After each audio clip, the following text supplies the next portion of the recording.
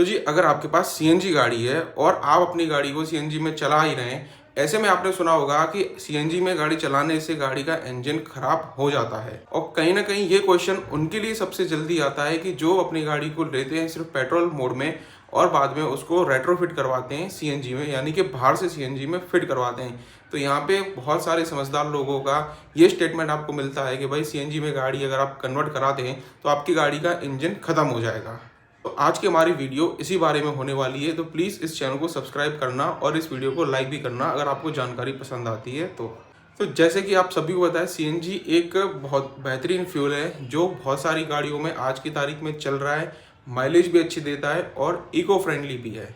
पर इन सारी बातों के बाद में क्या ये बात भी सही है कि सीएनजी में आप गाड़ी चलाते हैं तो आपकी गाड़ी का इंजन खराब हो जाएगा? तो मैं आपको एक चीज़ समझाता हूँ कि जब आप अपनी गाड़ी में कोई भी फ्यूल डलवाते हैं, चाहे वो सीएनजी हो, चाहे वो पेट्रोल हो, या फिर वो डीजल हो, या फिर एलपीजी क्यों ना हो, में से हर एक फ्यूल का अपना अपना एक बर्निंग टेम्परेचर होता है कि जिस टेम्परेचर पे आके वो फ्यूल सारे बर्न होते हैं। अब ये बर्निंग टेम्परेचर है वो पेट्रोल और डीजल का कम हो सकता है सीएनजी से। सीएनजी का बर्निंग टेम्परेचर काफ़ी ज़्यादा होता है पेट्रोल के मुकाबले। ऐसे ही जब आप अपनी गाड़ी को सीएनजी में चलाते हैं तो आपकी गाड़ी एक अलग टेम्परेचर पे चल रही होती है पेट्रोल के मुकाबले, जो कि काफ़ी ज़्यादा होता है क्योंकि वहाँ पे सीएनजी चल रही है और उसका बर्निंग टेम्परेचर भी काफ़ी ज़्यादा है। तो यहाँ पे समझते हैं एक नॉर्मल एग्जांपल से कि जैसे आप अपने घर में कभी भी रसोई बन रही है या कोई भी डीप फ्राइड आइटम आपके घर में बन रही है, आप सुबह से लेके शाम तक अगर एक ही ऑयल को बार बार ठंडा गरम करके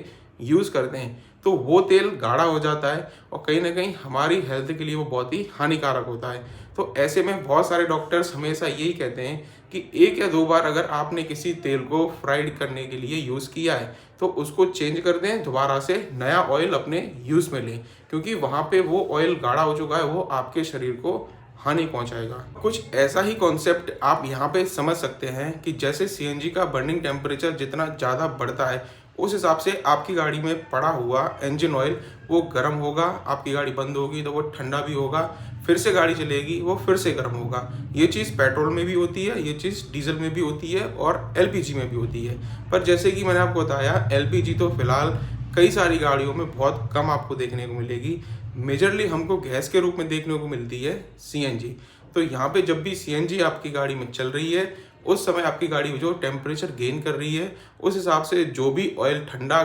गरम बार बार हो रहा है वहाँ पे इस ऑयल की डेंसिटी काफ़ी बढ़ जाती है, काफ़ी ज़्यादा ये गाढ़ा ऑयल हो जाता है।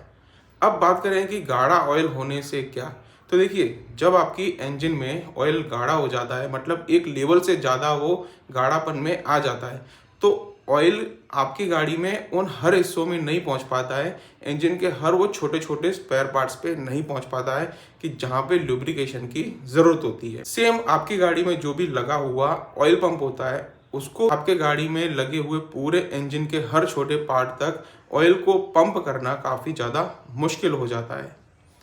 तो देखिए ऐसे केस में होगा क्या, ऐसे केस में क्या है कि जहाँ जहाँ आपका ऑयल सही से पहुँच पा रहा है वहाँ तो लुब्रिकेशन अच्छे से हो जाएगी, और जहाँ जहाँ पे ऑयल नहीं पहुँच पा रहा है वहाँ पे लुब्रिकेशन ना होने की वजह से आपकी गाड़ी में जो भी चल रही है उस समय स्पेयर पार्ट तो काम कर ही रहे हैं, चाहे वहाँ पे ऑयल पहुँचे या वो ऑयल ना पहुँचे। जब तक उनकी स्ट्रेंथ है तब तक आपस में वो रगड़ेंगे, एक दूसरे में घिसावट होगी उनमें, और धीरे धीरे उनका चूरा बनता जाएगा, ऑयल में फैलता जाएगा और इसी हिसाब से वो पूरे इंजन में आपके फैल जाएगा। और इस वजह से आपकी गाड़ी में वेयर एंड टेयर बढ़ता है कि एक नॉर्मल सी बात है, आप अपनी गाड़ी में कोई भी इंजन ऑयल डालते हैं और उसका यूज़ एक्सेसिव करते हैं। इसके साथ ही और एक चीज़ आपकी गाड़ी में जो सीएनजी पे आप चला रहे हैं तब काफ़ी ज़्यादा ध्यान रखने वाली होती है, वो है आपकी गाड़ी का एयर फिल्टर। अब जब आप अपनी गाड़ी को पेट्रोल में चला रहे हैं तब दो चीज़ें हैं, या तो आप अपनी गाड़ी को डेली रनिंग कम कर रहे हैं या फिर आपको आपकी गाड़ी में जो पेट्रोल बर्न हो रहा है उसको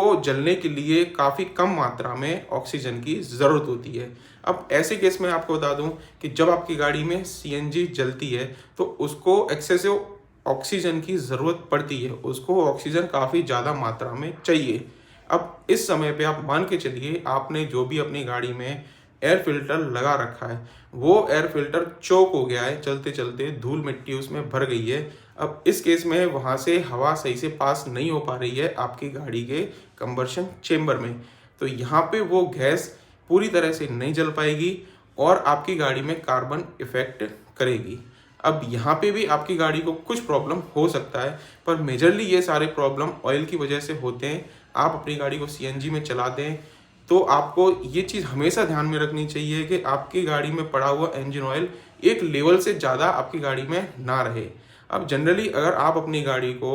10 या 12,000 किलोमीटर पे ऑयल चेंज करवाते थे जब आप अपनी गाड़ी पेट्रोल में चला रहे थे, तो सेम आपको उसको लेके आना है एटलीस्ट 7,000 किलोमीटर तक। अच्छा, आप ऑयल डलवाइए कोई भी कंपनी का, जो आपकी कंपनी, जो आपकी गाड़ी का मैन्युफैक्चरर है, वो आपको जो भी ऑयल रिकमेंड करता है उसी ग्रेड का ऑयल अपनी गाड़ी में डलवाइए। सिंथेटिक हो या तो और भी अच्छा है। अगर आप अपनी गाड़ी में ऐसे केस में सिंथेटिक ऑयल डालते हैं तो और ज़्यादा सही रहता है, क्योंकि वो टेम्परेचर के फ्लक्चुएशन को काफ़ी ज़्यादा से हैंडल कर सकता है। तो ऐसे ही अगर आप अपनी गाड़ी में टाइमली ऑयल चेंज करते रहेंगे तो एक लेवल पे आने के बाद ऑयल आपकी गाड़ी में गाढ़ा भी नहीं होगा, आपकी गाड़ी में अच्छी तरह से लुब्रिकेशन रहेगी और लुब्रिकेशन के साथ में आपकी गाड़ी का इंजन काफ़ी लंबा परफॉर्मेंस करेगा। आज की तारीख में अगर देखा जाए तो बहुत सी गाड़ियां हैं कि जो सीएनजी में चलते हुए 3-3 लाख किलोमीटर चल चुकी हैं। कैसी लगी ये जानकारी प्लीज़ कमेंट बॉक्स में ज़रूर बताना। अगर आपकी तरफ से भी कोई सुझाव है तो भी उसे ज़रूर शेयर करना और इस वीडियो को लाइक करके मेरे चैनल को सब्सक्राइब भी ज़रूर करना।